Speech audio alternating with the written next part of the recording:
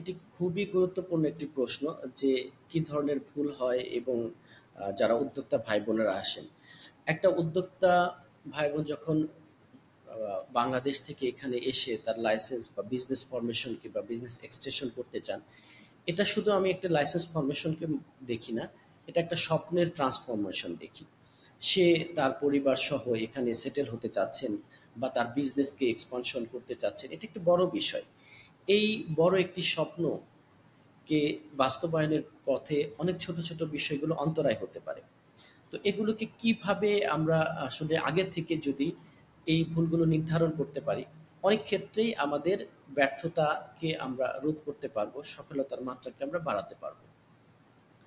আমার দীর্ঘদিনের অভিজ্ঞতায় যেটা দেখেছি বা দেখে থাকি, সেটা কিছুটা আমি আগে আলোচনা করেছি। এখন যেটা বলতে চাচ্ছি যে উদ্যোক্তা ভাই বোনেরা অতিমাত্রায় তাড়াহুড়া করেন। তারা যারা এখানে বিজনেস ফরমেশন করতে আসছেন, তাদের দেখা যাচ্ছে ১ দিন, ২ দিন, ৩ দিনের মধ্যে বা ১ দিনের মধ্যে যদি সব কাজ করা যায়, তাহলে তো উনি আরো বেশি খুশি হন। এই তাড়াহুড়াটা তাকে ১ম ধরনের ভুল। আপনাকে যেকোনো কাজের জন্য একটা উপযুক্ত সময় আছে। একটা সেই পরিমাণ সময় আপনাকে দিতেই হবে। যে অতিরিক্ত তাড়াহুড়ার কারণে অনেক বড় ছোট ভুল যেটা পরবর্তীতে বড় ধরনের সাফারিংস এর সম্মুখীন হতে হয়। আপনাকে ১ম এই খেয়াল রাখতে হবে যে লাইসেন্সের অ্যাক্টিভিটি কি হওয়া উচিত। অনেক ক্ষেত্রে আমরা দেখি যে উদ্যোক্তা ভাই-বোনেরা ঠিক স্পেসিফিক থাকে না যে উনি কি বিজনেস করতে চাচ্ছেন। তো যারা পিআরও আছেন বা লাইসেন্স ফরমেশনের কাজ করেন, তারা বিভিন্নভাবে বলে এই অ্যাক্টিভিটি নেন, এই অ্যাক্টিভিটি নেন, এটা নিলে অনেক অ্যাক্টিভিটি সমাহারে পরবর্তীতে তার জটিলতা শুরু হয়। ব্যাংক অ্যাকাউন্ট ওপেনিং এ শুরু হয়, কমপ্লায়েন্স এর দিক থেকে শুরু হয়, খরচের দিক থেকে শুরু হয়। তো তাকে স্পেসিফিকলি কি অ্যাক্টিভিটি করতে চাচ্ছে এবং অ্যাক্টিভিটি করা উচিত সেটা জেনে বিজনেস শুরু করা উচিত। তারপর দেখা যাচ্ছে লোকেশন। কোন লোকেশনে করা উচিত, কোন স্টেটে করা উচিত। এখন কেউ একজন বলল যে এই স্টেটে কিছুটা খরচ কম, আপনি সেখানে যে বিজনেস শুরু করলেন। আদৌ সেখানে কি বিজনেস অপরচুনিটি যেটা আপনি করতে চাচ্ছেন সেটা আছে কিনা, সেটা তো আপনাকে বুঝতে হবে। খরচ কম হলেই আপনি সেখানে যেয়ে শুরু করবেন, সেটা তো না। তো কাজেই সেখানকার অপরচুনিটি কেমন, বিজনেস অপরচুনিটি কেমন আছে, সেটা আপনাকে বুঝে শুনে সেই বিজনেসটাকে সেট আপ করতে হবে। আবার একটা স্টেটের মধ্যে বিভিন্ন ধরনের জায়গা থাকে, ওই লোকেশনটা হয়তো বা আপনার জন্য সুইটেবল নাও হতে পারে। এই জন্য আপনি সরেজমিনে আসবেন, দেখবেন। আপনি যেভাবে বুঝবেন, অন্য কেউ হয়তোবা আপনার বিজনেসটাকে সেভাবে বুঝবে না। এজন্য আপনাকে উপযুক্ত সময় দিয়ে সেটাকে এসে দেখে তারপর আপনাকে বুঝতে হবে যে আপনি কোন লোকেশনটা আপনি সেট আপ করবেন। শুরুতে আরেকবার বলেছিলাম যে লোকাল স্পন্সর যদি থাকে তাদের সাথে আপনার চুক্তিটা কি, এগ্রিমেন্টটা কি, বা আপনার পার্টনার্সদের সাথে আপনার এগ্রিমেন্টটা কি, এই বিষয়গুলো নিয়ে আপনাকে অবশ্যই জেনে রাখতে হবে শুরুতেই। তার নাম্বার থাকতে হবে। লোকাল স্পন্সর যদি কোনো কারণে রিচ করা না যায়, তাহলে অল্টারনেটিভ কিভাবে আপনি তাকে রিচ করতে পারেন বা সে আপনাকে রিচ করতে পারে, এই বিষয়গুলো ক্লিয়ার থাকতে হবে আপনাদের।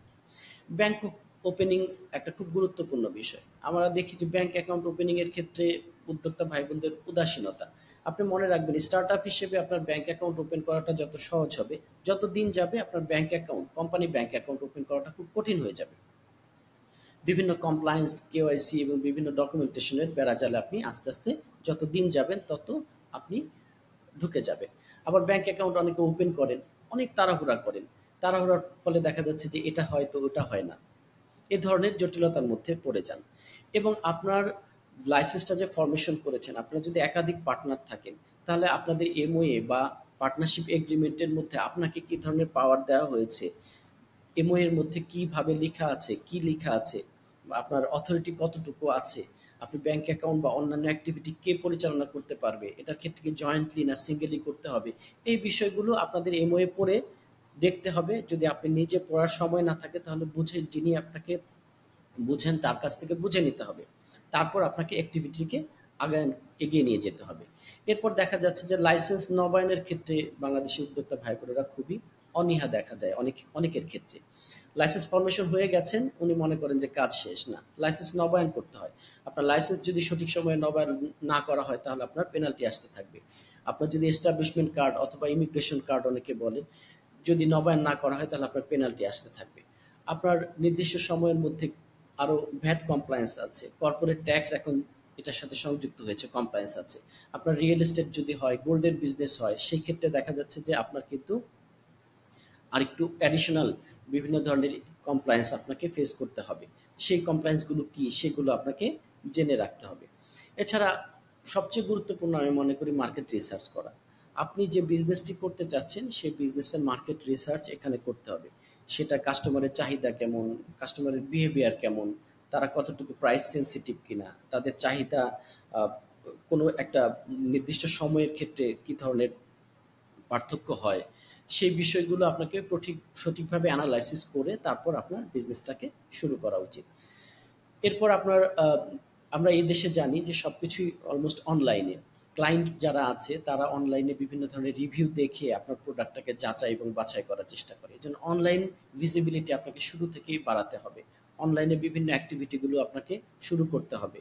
আপনার ওয়েবসাইট, আপনার জিপিএস লোকেশন, অফিস লোকেশনগুলো, এগুলো অ্যাড থাকতে হবে।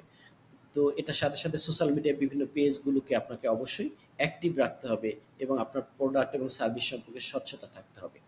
এই ছোট, ছোট বিষয়গুলোই আমি মনে করি। তাছাড়া আরো বিষয় কিছু আছে, যেমন কর্মচারী নেয়ার ক্ষেত্রে অনেকেই দেখা যাচ্ছে যে কর্মচারী সঠিকভাবে দক্ষ কর্মচারী না নিয়ে কিছু বা আপনার সাশ্রয় করার জন্য অদক্ষ কর্মচারীদেরকে হায়ার করে, যেতে কোনো কিছুই হয় না। অনেকে দেখা যাচ্ছে নিজেই সব কাজ করার চেষ্টা করেন। তো এটার ক্ষেত্রেও দেখা যাচ্ছে যে উনি পেরে ওঠেন না। তো এ ধরনের ছোটখাটো অনেক ধরনের ভুলভ্রান্তি করতে থাকেন আমাদের উদ্যোক্তা ভাই বোনেরা। এই বিষয়গুলো লক্ষ্য রাখা উচিত বলে আমি মনে করি। ধন্যবাদ।